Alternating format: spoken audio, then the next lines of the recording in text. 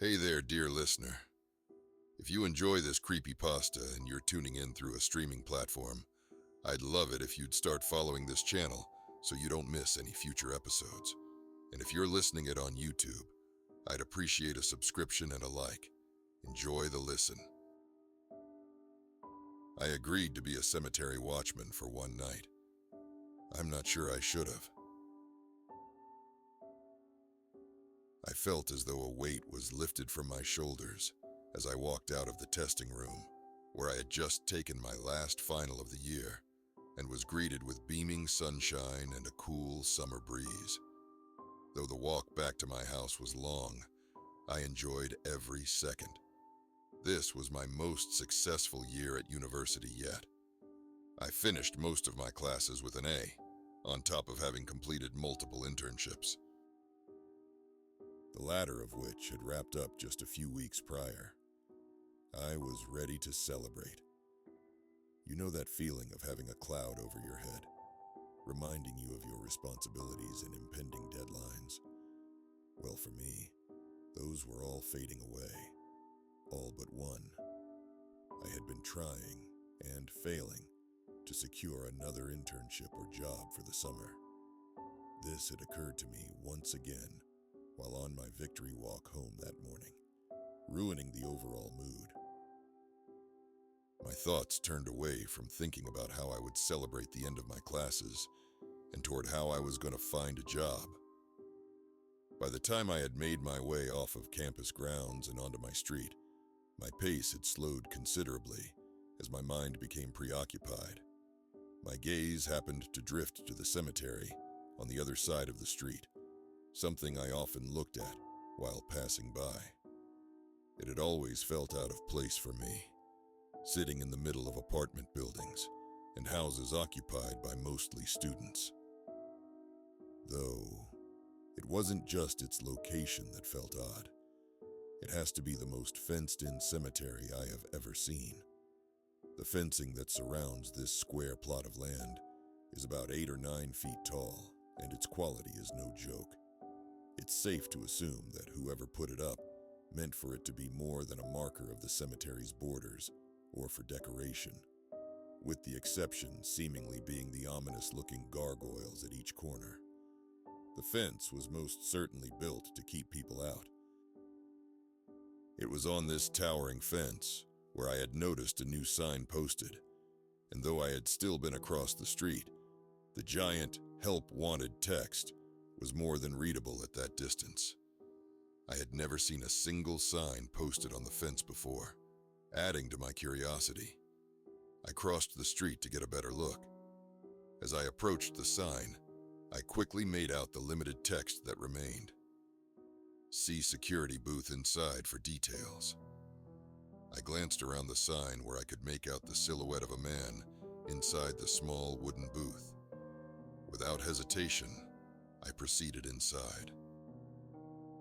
The man behind the booth window must have noticed my approach as he stood up and exited, facing me with a sincere, friendly expression. Though he appeared to be an older man by the looks of his white hair, he certainly looked healthy and spriteful for one, as he graciously sported a stylish black suit. "How may I help you today?" he asked, in a warm tone through a deep and relaxed voice. "I just noticed the sign out on the fence there. Is that for some sort of job or something?" I asked, unsure. He bobbed his head back and forth. "Of sorts," he responded. I stood in silence, and what must have been an evident expression of confusion as I awaited more details. "Why don't we take a walk?" he added, with a small nod of the head and a smirk as he took a stride down the cemetery path. I followed, listening intently as we walked past the rows of headstones. "I don't intend to waste much of your time, so I'll get to the point. This place has been here for a long time. I would imagine longer than you might guess. Many keepers have looked over it through its time. This has been my role for more than 40 years, and I don't intend for that to change anytime soon. However, Some, what you might call, extenuating circumstances, have dictated that I leave my post for a few days to attend to another matter, and those whom I might regularly call on for situations like this are unavailable. The job I'm offering is simple. Act as its keeper for one night, and one night only. A night that just so happens to be exactly 1 week from today. I pretty much ignored the first half of what he had said entirely, as I was more focused on the fact that he mentioned the job was only for 1 day. I'm sorry, sir, but I'm looking for more of an actual job, and 1 day of work. It's just not enough to... He cut me off quickly. For this shift, I am offering $2,000 cash, up front, off the books entirely. My mouth slightly hung open in shock for a few seconds before feelings of disbelief, doubt, and mistrust took over. I don't think we can do that. No, none of the university jobs would ever work like that. That would be unacceptable. He cut me off again. This cemetery isn't owned by the university. If it was up to them, this place would have been long gone by now. They don't have a say, and thank God for that. I again was silenced, unsure of what I had just walked into, or what was going on at all. The man must have sensed this, as his expression changed. My name is Marcus. I suppose it would have been appropriate to start with that. I told him my name and shook his hand reluctantly. He stopped walking, turned to me, and stared for a moment before reaching into his suit jacket pocket. As I said, I would prefer not to waste any more of either of our times. He pulled out a set of keys and extended his hand to me. The choice is yours, but I need you to make it now. I slowly reached out my hand and picked up the set of keys without much thought as to what I had agreed to by doing so. Good. Be back here in a week at 7 p.m. These keys will get you into my booth. I will leave you a letter. Read it before you start anything. It will tell you everything you need to know. Your money will be in the drawer next to the chair inside the booth. Marcus turned and walked away, leaving me in the middle of the graveyard, looking down at the set of keys in my hand. I pocketed them and exited the cemetery to continue my walk home. Though still confused, my mood lightened quickly as I considered the possibilities. Worst case, I show up at the cemetery a week from now with no money, and I go home. In the best situation, I walk away with $2,000 for 1 night's worth of work. What did I have to lose? The next few days involved a lot of drinking, celebrating, and sleeping, followed by a few more days of unsuccessful job hunting, but I wanted to savor at least some of my summer before returning to the grind of everyday life. On the day I was supposed to work my shift at the graveyard, I woke up mid-afternoon, feeling sluggish and with a raging headache from the night before. I considered staying home and hanging with my roommates for another night of getting wasted instead of walking down to the cemetery for what I expected to be nothing more than a scam. For some unknown reason, seeing the keys that Marcus gave me sitting on my otherwise empty desk motivated me to finally get out of bed. I decided that the 10-minute walk to the cemetery and back was worth seeing if I miraculously found the easiest $2,000 I had ever made. Without much else going on, I decided to head out early, and I arrived at the cemetery around 6:30. I waited around for a few minutes before walking into the cemetery gates. I wanted to scout out the area for anything suspicious, and given the circumstances, who wouldn't? I found no sign of Marcus or anyone else who might raise an alarm in my head, so I decided to just go for it. I walked fast and with purpose into the cemetery and towards the booth on the inside. I pulled out the set of keys Marcus gave me, and with some luck, the first key I tried was the right one. I had partially expected none of them to work at all. As I pulled open the door, I caught a rather delightful scent. The small interior appeared simple, yet comfortable and unexpectedly clean. A single chair sat in front of a counter and window in a small, square-shaped space. Beside it towered a large wooden cabinet with 2 doors and a lock. After a glance around the room, my eyes fixed on the small drawer below the counter. My heart began to speed up as I stepped inside and pulled the door shut behind me, locking its mechanism as I did. I fumbled through the chain of keys, trying each one on the small lock until the right one fit, causing my heart to skip a beat. I turned the lock and pulled it open to reveal a stuffed envelope. My hands scrambled to pull it out and count each fresh $100 bill. It added up. I counted it again, once more. I checked each bill for all the official markings and any signs of forgery. They were legitimate. I was so attentive to the money, I failed to notice the letter that had fallen out of the envelope as well. After stuffing the bills into my backpack, I unfolded the letter and began to read. To whom it may concern, though the job offered to you may seem like nothing more than an opportunity to make a quick buck, the responsibility is far greater than you can imagine.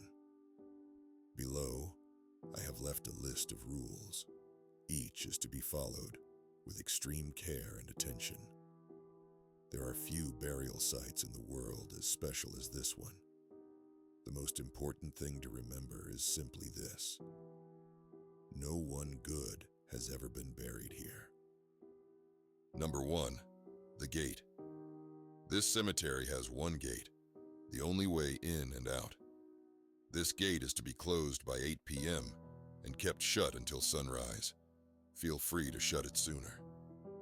No admittance by anyone, including law enforcement or emergency services, is to be permitted during this time. You, as the temporary keeper of this cemetery, are not allowed to leave these grounds until the sun has risen. The largest key amongst the set you have been given is for this gate. Number 2, the ghost hunters. As a consequence of being located in an urban setting with a younger demographic in its surroundings, this cemetery is frequently visited by those who call themselves ghost hunters or paranormal investigators. Though the gate should be locked for the majority of your shift, if you are to spot any such individuals entering or otherwise attempting to enter the cemetery grounds, you are to remove them immediately. You are permitted to call on law enforcement for the removal of such trespassers, but as stated, law enforcement is not allowed to step foot inside of the cemetery gates after 8 p.m. Get any trespassers out as soon as possible. God only knows what these fools would do if they found something real. Number 3, the suit. Another key on your chain unlocks the wooded closet next to you. Inside are numerous items, one being a suit much like mine, and a pair of shoes to accompany them. You must change out of your current attire and into this suit for the remainder of your shift. I have guessed your measurements as closely as I could before I ordered it. It may not be the best fit, but it will serve. They must think you're me. You may keep the suit once your shift is over. Number 4, the salt. I have placed white roses on 4 graves within this cemetery. Locate them. Inside the closet, alongside the suit, you will notice canisters of salt. After locking the gate, go to these graves and pour a circle of salt around each headstone. It doesn't have to be perfect, but the one thing you must be careful of is to leave a complete circle with no gaps. After doing so, remain as distant from these graves as possible and never disturb the salt circle. Keep an extra canister of salt with you at all times. Number 5. The bells. Above a few of the graves, you may notice bells hung up and a string that goes underground. These are remnants of an old practice from hundreds of years ago, invented as a safety measure for those who had been buried alive. If the body moved, the string would be pulled, the bell would ring, and a watchman, such as yourself, would know to dig them back up. These bells now serve a different purpose. If you hear a bell go off, encircle the headstone of said grave with salt. Like the others, keep away from the grave. There is another possible situation you may face with the bells. If several begin ringing at the same time in rapid succession, stop where you are and encircle yourself with salt as fast as you can. Give yourself some room, as you will likely not be able to leave your circle for a while. Remain still, and do not be tricked into leaving or breaking the circle. Number 6. The gargoyles. In each corner of the cemetery, you can spot a stone gargoyle. All 4 share the same design, a small body with bat-like wings and a devilish face. They sit atop the stone pillars that meet the ends of the fence. These face inward, towards the middle of the cemetery. If you happen to notice that one is missing, disregard it. If you happen to spot one that has been misplaced, turn away or close your eyes. Do not give any indication that you know it has moved. None of them will be a danger if you leave them alone. Number 7. Henry. Near the southwest corner of the cemetery sits a weathered headstone marking the grave of an unknown man. The only lettering left is what must be either the man's first or last name, Henry. No dates or other details are visible anymore. The only thing you need to know about Henry is that if he rises from his grave on your shift, watch your back and avoid going back to the security booth at all costs. Inside the front pocket of your suit jacket is a small box of matches. Light one and throw it to the grass on Henry's grave. Pay no attention to Henry if you spot him after you do this. You may return to the booth. When your shift is over, unlock the gate and leave the set of keys in the drawer. Best wishes and good luck. Marcus. I laughed at a few of the rules as I read them, appreciating what I assumed to be their intended humor and exaggeration. As funny as I found the effort Marcus had put into this letter, I decided that not a single rule would go neglected. No matter what kind of pranks might be pulled on me, $2,000 was worth going through all of it. I began by opening the wood closet next to me. Greeting me on the other side was a suit, as Marcus had mentioned. I marveled at its design for a moment. Though I had seen the same thing on Marcus before, I hadn't taken in its beauty as much then. I quickly changed out of my shoes and clothes and into the suit. To my pleasure, it fit like a glove. I don't know all that much about suits, but something about this one told me it was quality. Such a quality that I'm certain that I would never have been able to afford such a suit myself. I looked back to the list to read the first rule once more before folding and stuffing the letter back into my pocket. I figured this one would be easy to get out of the way. I grabbed my set of keys and headed out of the booth, towards the gate. As I approached, I once again looked around in all directions to try and get a glance of someone who might be watching, or Marcus himself.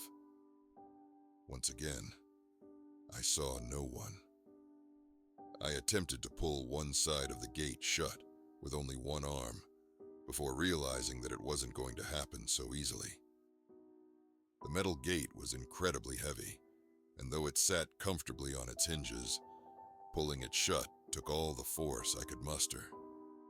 I needed a short breather between closing the first and the second. After closing both, I pulled up the largest key and inserted it into the keyhole. As I twisted the key, the satisfying noise of the lock mechanism clicking into place filled my ears. I turned away from the now locked gate and pulled out the letter again. I figured the ghost hunters shouldn't be too bad. I assumed they're a frequent problem for Marcus, especially at night. It isn't all that hard to imagine why this is, especially when considering what Marcus wrote in the second rule. Being that I hadn't gotten a good view of the whole cemetery yet, I decided to take a stroll through the area and look for anyone who might still be inside. While walking, an interesting thought occurred to me. Of the countless times I had passed by this cemetery when walking to or from classes, work, or anything else, I had never noticed a single visitor inside. I thought that I would have spotted at least someone visiting a relative that had been buried here, but to my recollection, no. I had never seen anyone. I recalled what Marcus wrote in his letter, before the rules. No one good has ever been buried here. The thought made me uneasy. What did he mean by that? I wondered. After making a few loops around the cemetery, I confidently concluded that no trespassers were remaining. I began to make my way back to the security booth, where I planned to mess around on my phone and maybe read the book I brought with me to kill some time. It was on this walk back to the booth that I happened to look down and see a white rose on the ground, near a headstone. I casually walked back to the booth and grabbed a canister of salt before returning to the grave and pouring a circle around it. As I generously salted, I wondered if it would hurt the grass. I'm no expert in lawn care, but I was fairly certain that pouring copious amounts of salt on grass isn't good for it. As per my observation, the grass in this cemetery seemed to be nothing short of perfect. Then came the question of why Marcus would have me do such a thing to his beautiful cemetery. I dodged my own question, brushing it off as a silly thing to even ponder. I was here to earn money, not ask questions. After completing the first circle, I moved on to locate and eventually encircle the other three with salt. I nearly used the entire canister I had just opened to complete the circles, going off of Marcus's rule to be most assured that the circles had no gaps. After all 4 were complete, I retreated to the security booth. After reading the letter over again, it seemed I had completed everything I would need to do. The gate was shut, the graves were accounted for, and no trespassers were to be found. The next several hours went by quietly and uneventfully.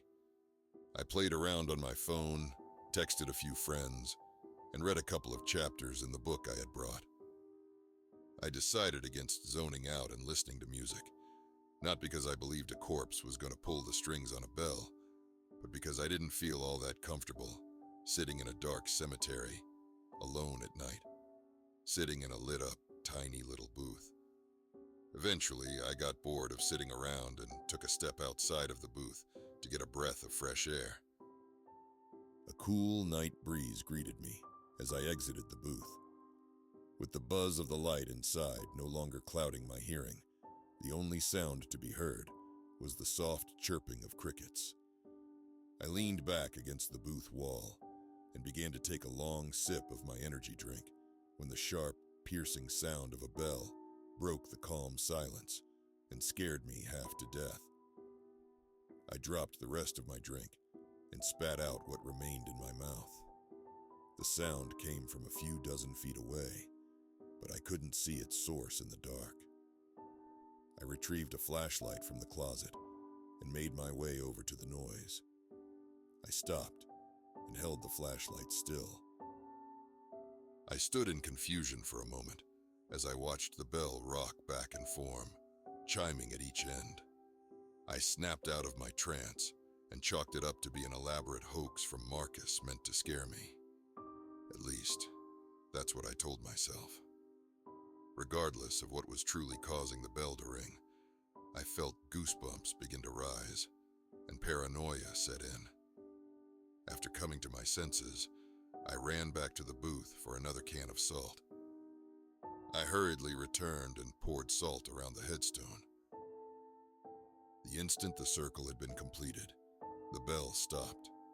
I took a step back and caught my breath before reassessing the severity of the situation, deciding that it wasn't that bad. I began to nervously chuckle as I slowly began to feel at ease again.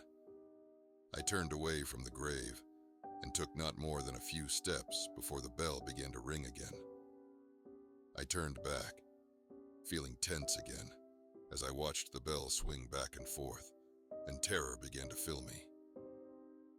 I jumped as another joined it from behind me, this one even more rapid and panicked.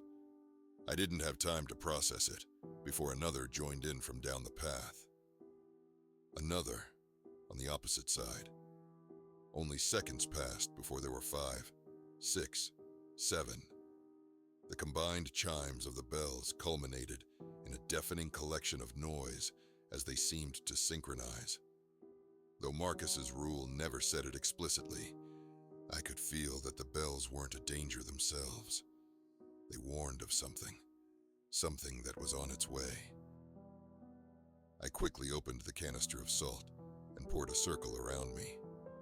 I started to pour enough to give myself a good 8 or 9 feet of space, but before I could finish it, I ran out. I rushed to spread the salt I had poured to complete the circle, brushing the ground like my life depended on it. After about 30 seconds, but what felt like an eternity, I finally completed my circle. I leaned back, falling onto my rear as I caught my breath and calmed down for a moment.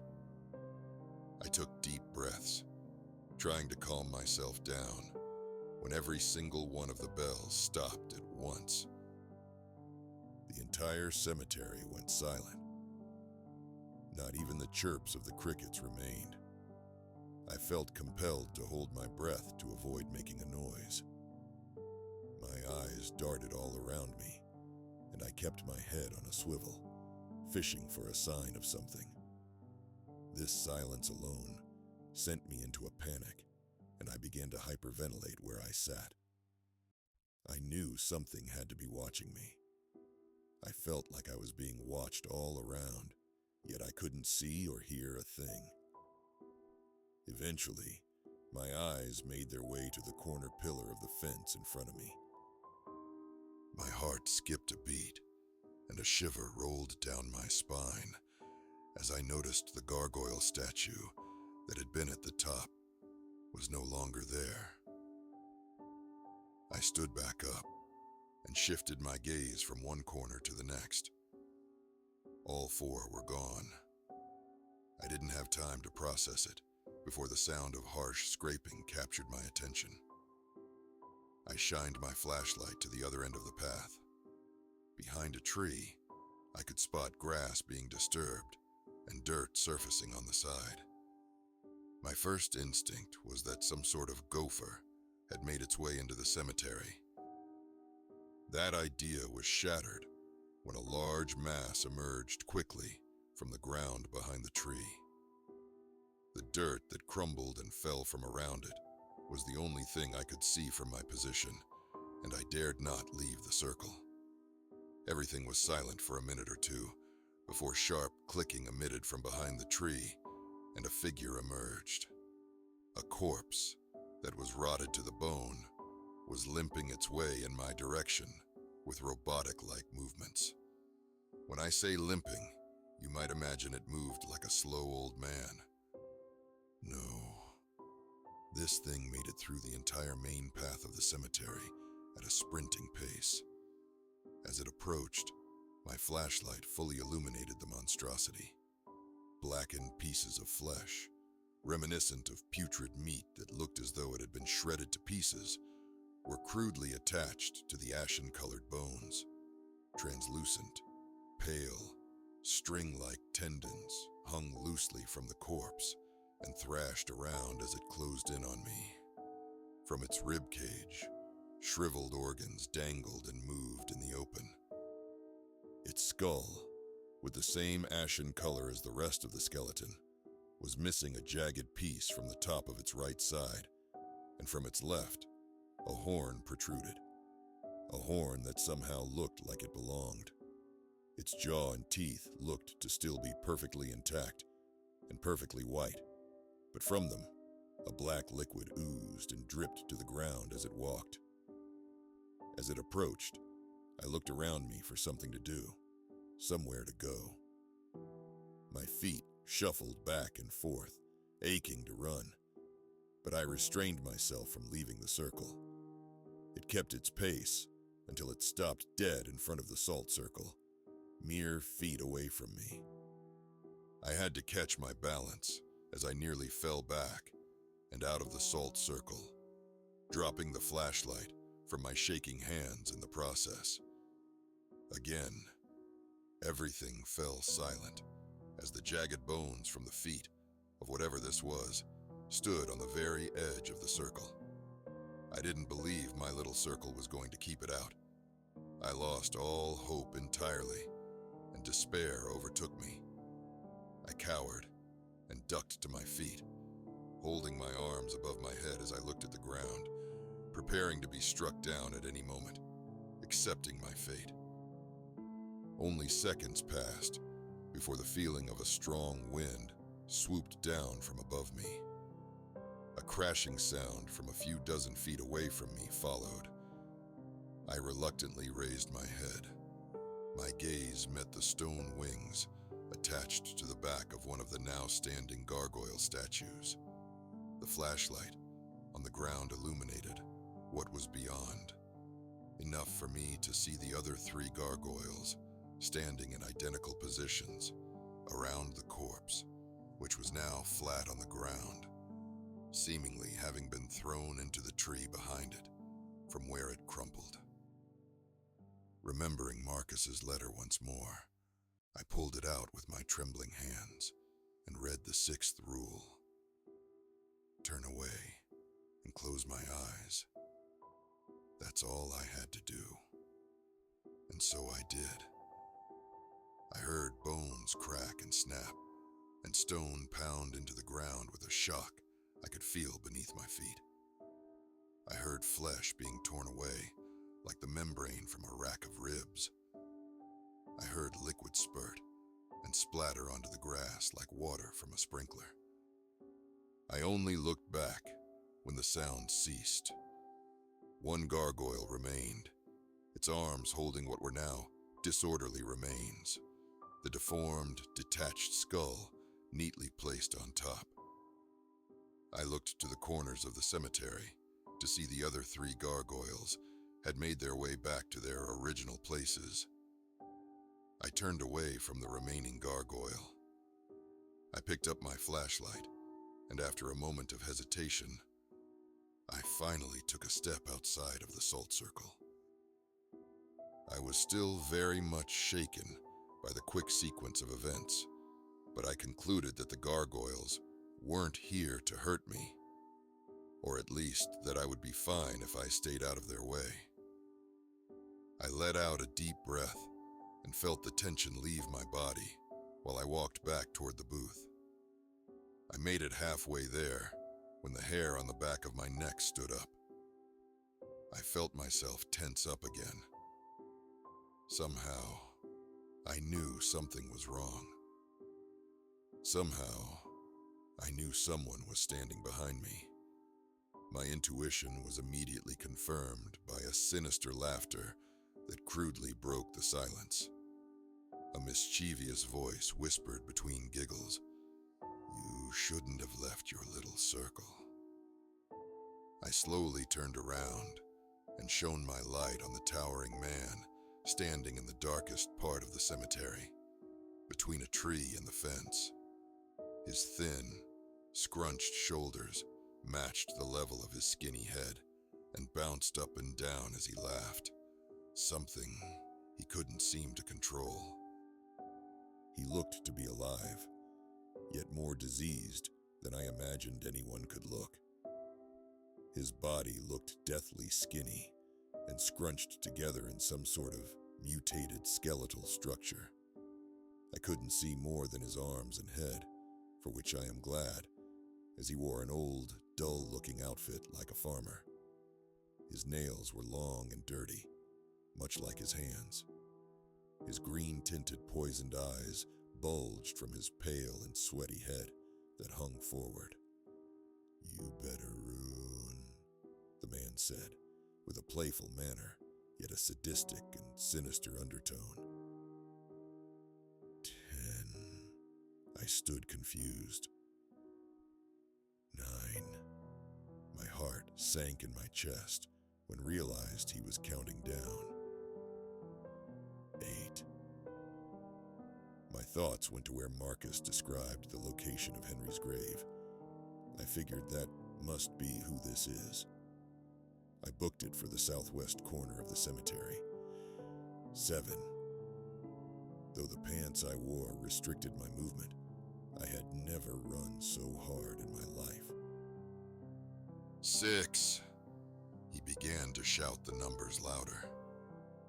I spotted what looked to be the weathered headstone described in the letter, but before I could see it, I tripped on a larger one. My knee connected with it head on, and I was sent tumbling to the ground, letting out a scream of pain.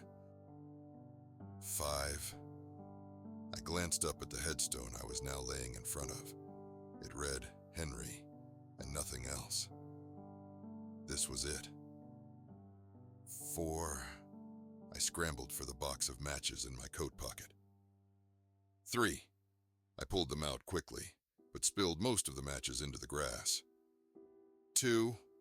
I retrieved one and lifted it to the matchbox. 1. I struck the match against the box, unsuccessful in igniting it. I failed again, and again as I hastily brushed it. "Here I come." Mistakenly, I looked back to see Henry's long legs carrying him at a diabolically fast pace in my direction. I knew he would be on me in less than a second. I snapped my head back to the match and box, failing one more attempt before reactively covering my head with my arms, ready once again to be struck down. A strong thud hit the ground right next to me. I flinched and rolled over, once again facing the back of a gargoyle. All 4 had come down and placed themselves between me and Henry. The 2 in the middle held him in place as he attempted to reach past and grab me. I took the opportunity and continued to strike the match. "No," Henry muttered in fear. "No, no, no, no. Stop. Stop," he commanded before breaking down into nothing but incoherent screaming. I ignored him, finally striking the match and dropping it to the grass in front of me. I fell back as green flames ignited on Henry's grave. He subsequently fell silent.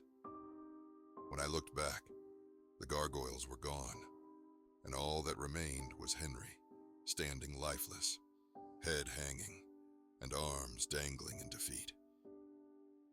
When I got back to my feet, I looked away from Henry and walked towards the gate. I was tempted to look back, and when I did, he was gone entirely. I gathered my things from the booth and sat with my back against the fence until the sun rose. When it did, I unlocked the gate and returned my set of keys to the booth. I walked as fast as I could out of the gate, down the street, and to my home. I didn't sleep when I got there. I don't think I slept for a few days, no matter how hard I tried. Over time, it got better for the most part. I still see Marcus at the cemetery gates when I pass them from time to time. I know he recognizes me. He smiles when he sees me. I haven't talked to him since the day I met him. I don't know what I would say if I did. I have nothing to say. I haven't said a word about this to any of my roommates or friends. I don't know how I could bring it up. I don't know who in their right mind would ever believe me. Whenever I sit alone in my room in the dark, the stench of rotting meat seems to find its way back to my nose, and the auditory hallucination of clicking bones wakes me from the deepest of sleep. When I shut my own eyes, I still see Henry's own green, diseased pair of eyes staring back. Whenever I'm drifting off, I'm interrupted by a countdown from his whisper. 10, 9, 8, 7,